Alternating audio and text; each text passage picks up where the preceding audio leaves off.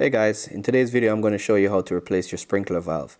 If you guys have a sprinkler and the zones aren't switching, you probably have a bad sprinkler valve.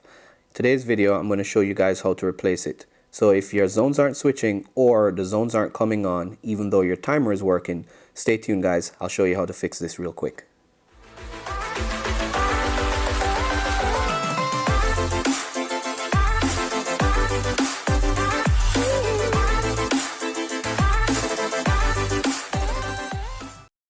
First we want to start by shutting off the water.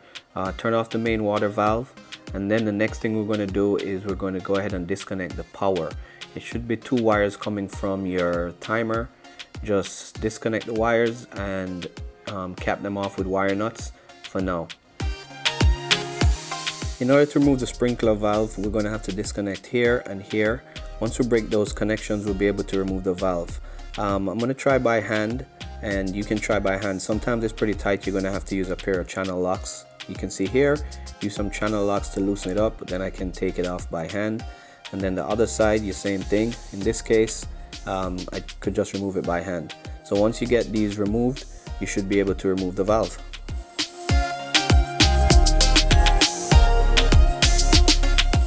Now that you've loosened up all the pipes, you can remove the valve.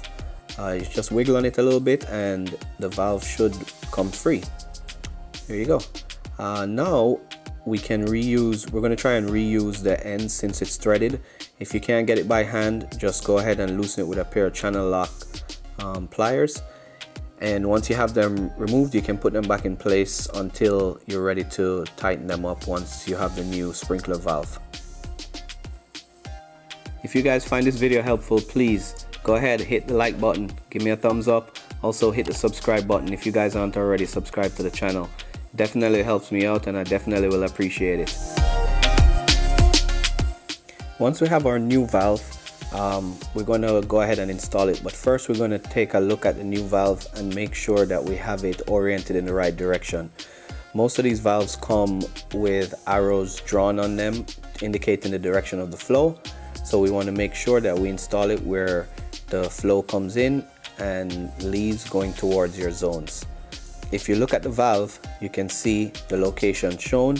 Here is one side, and also on the other side, that's the arrow pointing to the right, showing that the flow in this case is flowing from left to right, and that's the direction in which we want to go ahead and install the valve.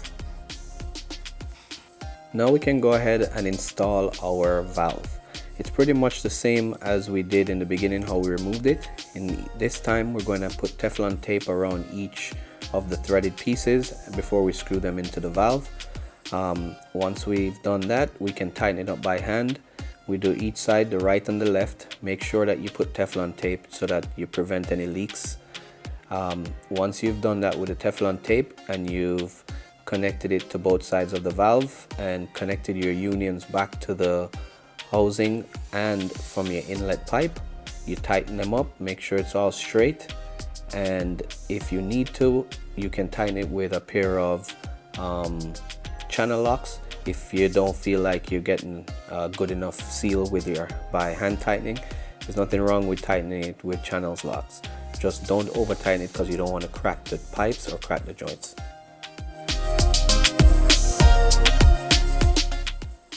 The next thing we have to do once we've tightened up all our connections is to connect the electrical portion. This is low voltage, so what we're going to do is we should have two leads coming from our timer with wire nuts that we capped off in before. We just reconnect them, tighten them up with wire nuts, and that should be good enough. The final step is to tighten up everything and check for any leaks. So now just go ahead and turn the water back on and look for any leaks. Sometimes the valve comes with a bleeder valve. Just make sure this is adjusted all the way down if you see any water spraying out of the sprinkler valve. Alright guys, as you can see, there's no more leaks and we can chalk this one up to another job well done. Thanks a lot for watching guys, and I hope to see you in the next video.